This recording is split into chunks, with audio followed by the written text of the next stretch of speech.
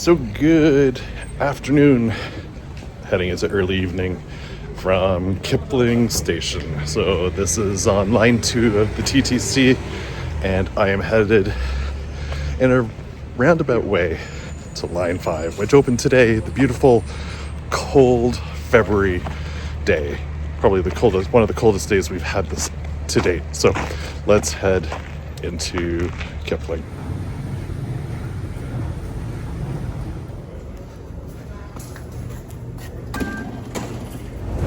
One of the weird things about Kipling is you go down to go up. So down from the parking lot, up to the subway, and up further to the buses if you're going to the buses.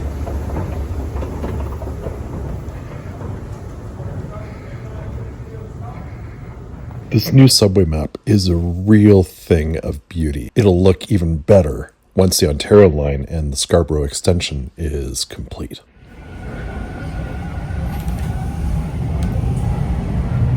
The next station is Jane Station. So I decided to get off at Spadina. I could have gone to St. George and backtracked because of what happens with line 1, which is Young University Spadina, but decided I'd take a reminiscing walk through the long tunnel. Spadina Station is an interchange station with line 1 and 2, and also the Spadina streetcar.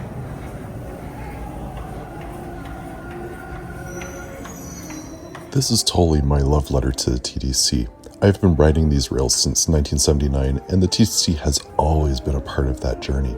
Despite all its faults, it's an amazing service. With the opening of both Eglinton Line 5 and Finch West Line 6 LRTs, it really feels like Toronto Transit has leveled up after years of false starts. So that's the infamous tunnel that used to have a walkway.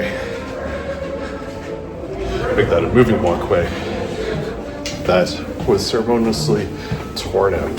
So it's now a long walk.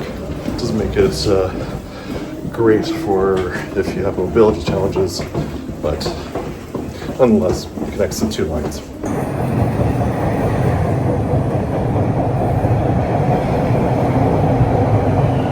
These are the first trains in North America to feature a completely open gangway through the train. They're awesome.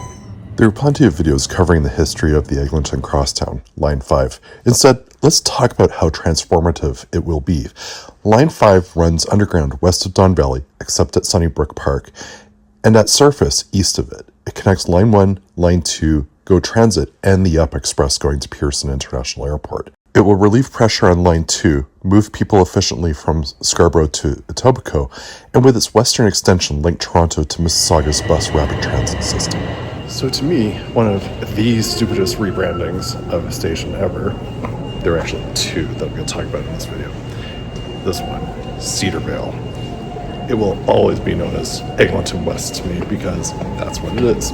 Anyway, it's got some fantastic art, brutalist architecture, and it's on my favorite part of the subway system. While the TTC is not the most visually compelling system in the world, hello Stockholm, it does have some interesting pieces in its stations. Metrolinx, the provincial crown transit agency that handles procurement, has mandated only interchange stations get art. I'm very much liking the bilingual signs on the Line 5 here. We're a bilingual country, largest city in English Canada, yes, but how many languages are spoken here? The other thing that's gotten me is just how spacious these stations are. I've seen some feedback about that, and lots of very high ceilings and art. I love this artwork. And not a bad walk from Line 1 here to Line 5. And again, super spacious stations.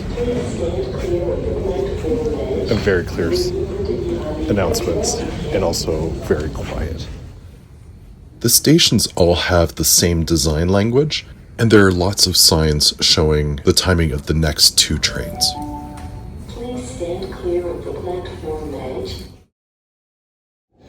Interestingly, no cell phone signal under here.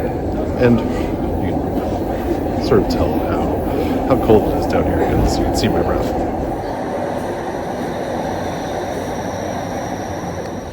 One thing that I will say that surprises me is the lack of platform doors. That's a modern thing. Like, now, we're also quite over budget, about $1 billion, but still, people's safety is the announcements are really cool. They're able to project announcements on either side. So, for example, about the keeping away, minding the gap, keep away from the platform benching. So, one on this side, one on the other side. That's pretty cool.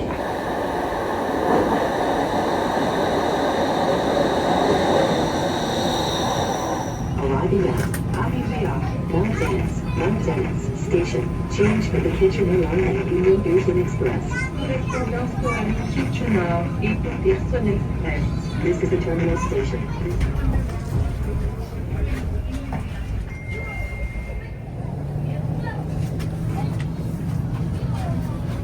So finally got a seat, and I like the maquette.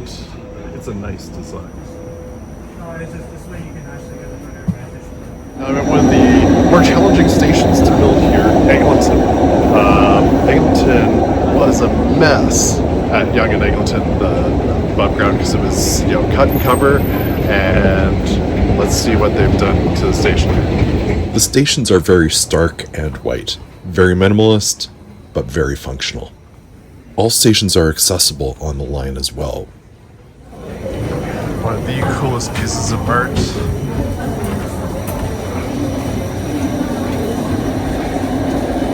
So it's still pretty rough here, with all the wiring and stuff like that. But there's still sort of a little bit shopping sort of underneath here, although the clothing store that's across here is closing. But my favorite place to come to, Cinnabon, is still open. So from the older area, there is definitely this newer entrance way from Eglinton Avenue West. And then we're going to go down the escalator here and see where it leads to.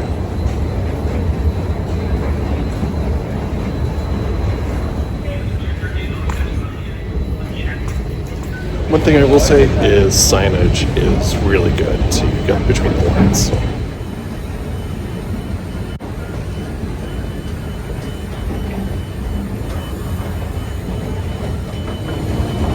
This is Deja Vu.